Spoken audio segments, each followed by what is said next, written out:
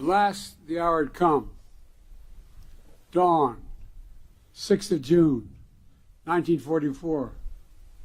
The wind was pounding as it is today, and always has against these cliffs.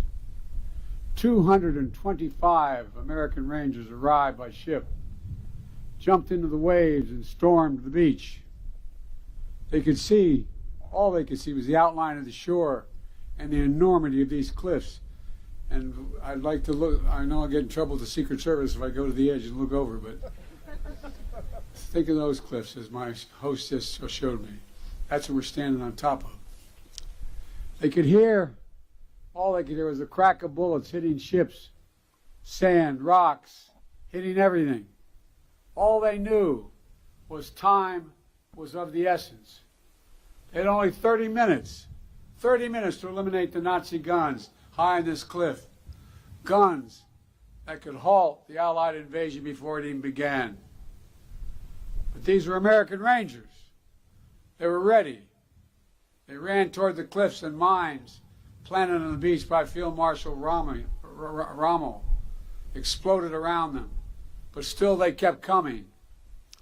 Gunfire rained above them, but still they kept coming. Nazi grenades thrown from above exploded against the cliffs, but still they kept coming. Within minutes, they reached the base of this cliff. They launched their ladders, their ropes, and grappling hooks, and they began to climb. When the Nazis cut their ladders, the Rangers used the ropes. When the Nazis cut their ropes, the Rangers used their hands. And inch by inch, foot by foot, yard by yard, the Rangers literally clawed their way up this mighty precipice until at last they reached the top. They breached Hitler's Atlantic Wall, and they turned in that one effort the tide of the war that began to save the world. Ladies and gentlemen, yesterday I paid my respects at the American Cemetery just a few miles from here, where many of those Rangers who died taking this cliff are buried. I spoke of what the fallen had done to defend freedom. Today, as I look out at this battlefield and all the bunkers and bomb craters that are still surrounded, one thought comes to mind. My God, how did they do it? How were these Americans willing to risk everything, dare everything, and give everything? There were Americans like Sergeant Leonard Lommel from New Jersey. He was one of the first Rangers to jump off his ship and run toward the cliff. He almost was shot right above the hip initially, and wasn't sure, but he was. He kept going. At one point, he was scaling the cliff. Another Ranger yelled, "I'm not sure I can make it." And Lommel yelled back with every ounce of strength he had in him, "You've got to hold on." And he did, and they did. Americans like Sergeant Tom Ruggiero from Massachusetts. A German shell hit his boat as he was approaching the shore. Everything exploded. The sergeant was knocked into the freezing water. And as he told it, he began to utter a prayer. "Dear God, don't let me drown. I want to get in and do what I'm here and supposed to do." Americans like Colonel James Rudder, Texas. When the military asked for a battalion for this daring mission, he raised his hand and said, "My Rangers can do the job." He knew their capacity. He knew the strength of their character. A few days after they scaled this cliff, he wrote a condolence letter to a mother of one of the Rangers who gave his life here. And that letter said, "A country must be great to call for the sacrifice of such men. A country must be great to call for the sacrifice of such men."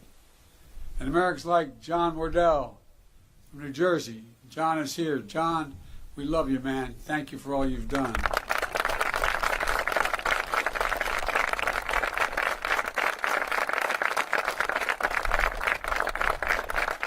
Deserve that and a lot more, John. Just 18 years old, he deployed to this cliff to replace the surviving Rangers. on that D-Day invasion. He would go on to fight across France and Germany. In early December 1944, during one of those battles, shrapnel pierced his skull. But by Christmas, he was back, fighting with his unit. And here's what he said about what the notes he kept at that time. He said, knowing that my buddies and I always looked out for one another. That's why he came back. That's why he fought so hard to get back. He always looked out, and his buddies looked out for one another. When we talk about democracy, American democracy, we often talk about the ideals of life, liberty, pursuit of happiness. What we don't talk about is how hard it is. How many ways we're asked to walk away, how many instincts are to walk away. The most natural instinct is to walk away, to be selfish, to force our will upon others, to seize power, never give up. American democracy asks the hardest of things, to believe that we're part of something bigger than ourselves. So democracy begins with each of us. It begins when one person decides there's something more important than themselves. When they decide the person they're serving alongside of is someone to look after. When they decide the mission matters more than their life.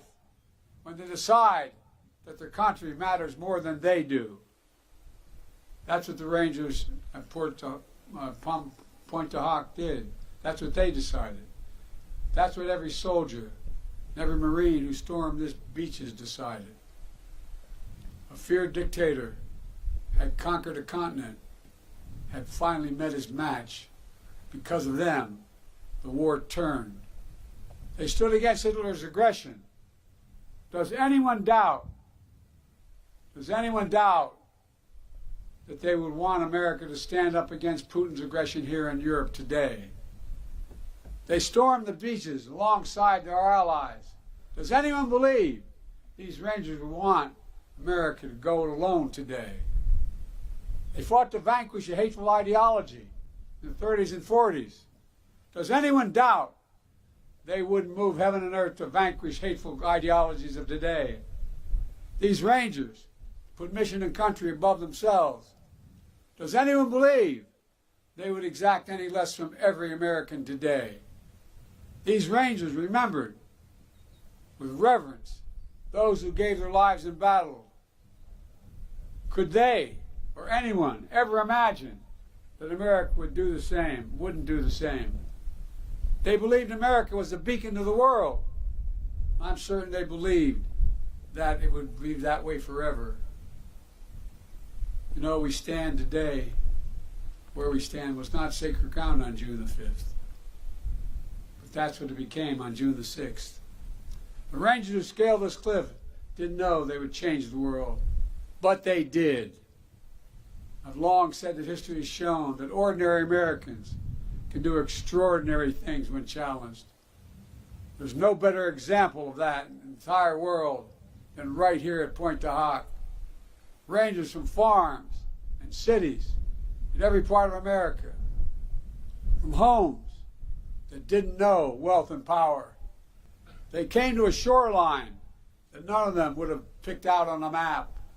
They came to a country many of them had never seen, for a people they had never met.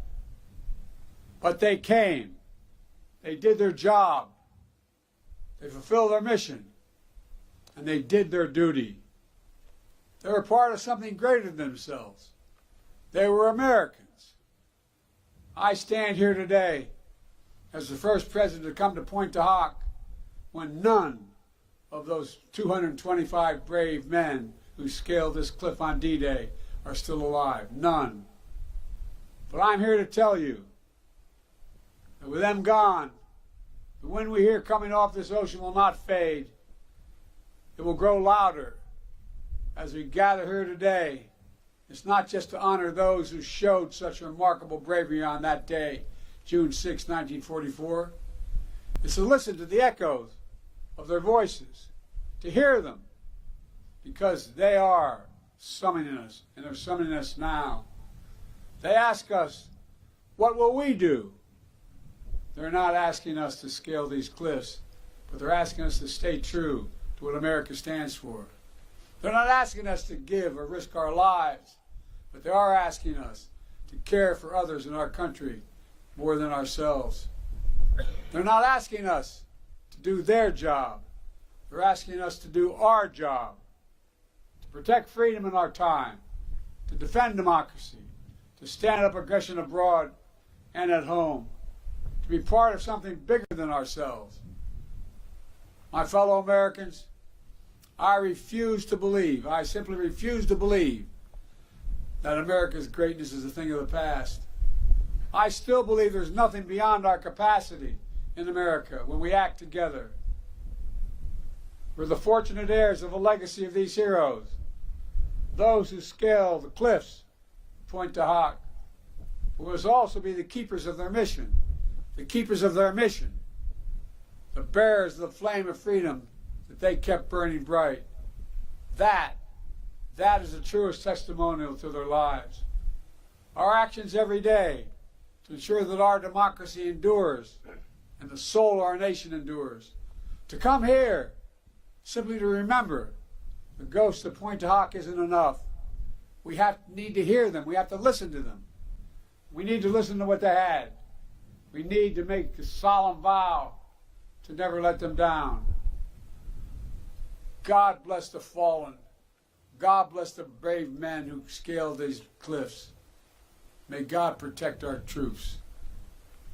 God bless America.